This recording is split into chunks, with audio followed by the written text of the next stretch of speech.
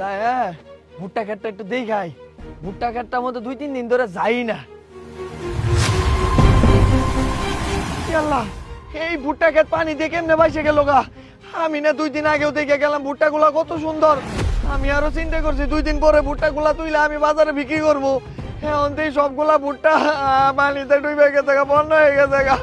এখন আমি আব্বারে যাই কি জবাব দেব। কেন গা বিচি না ওটা? আল্লাহ, তার মানে এটা কোনো সাধারণ বন্যা না। হ্যাঁ, বিচির মুখ দিয়ে পানি দিয়ে এটা বন্যা বাগেরে দিতে। আল্লাহ, আমি আমার আব্বার কাছে কি জবাব দিব?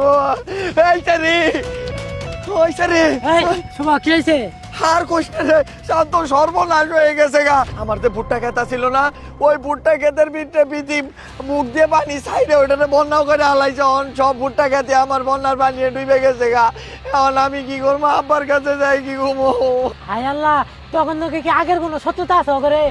না শান্ত, ওইরকম কোনো শত্রুতা নাই, কিন্তু ওই যে বিধি করে ছাগলটা আছে না, একদিন আঙ্গর বাড়িতে আইছিল, আঙ্গর কাটল গাছটা খায় লাইছিল।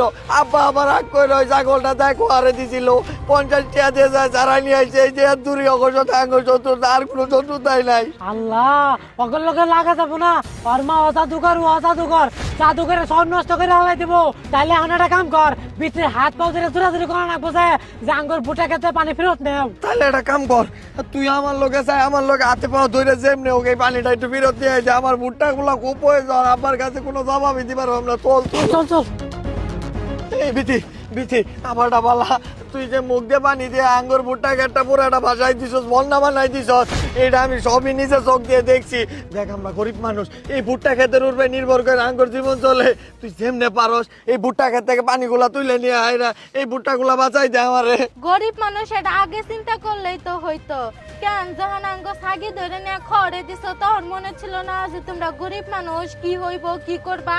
এখন কেন আমার কাছে এসে কান্নাকাটি করতেছো? দেখাবা, তুই যেমনে পারস এই কামটা কর, না করলে আব্বার কাছে আমার জবাব দেওয়ার মতো কোনো কথাই থাকবো না। আর তো তোর কয়টা খরচ হয়েছিল নে? এই কথাটা আগে কইলেই তো হইল নি। দাও 50 টাকা। এই নে বোন, তারপরে তুই যেমনে পারস একটু উদ্ধার কর আমার। ঠিক আছে, চিন্তা নাই, আমি হানি যাইতেছি।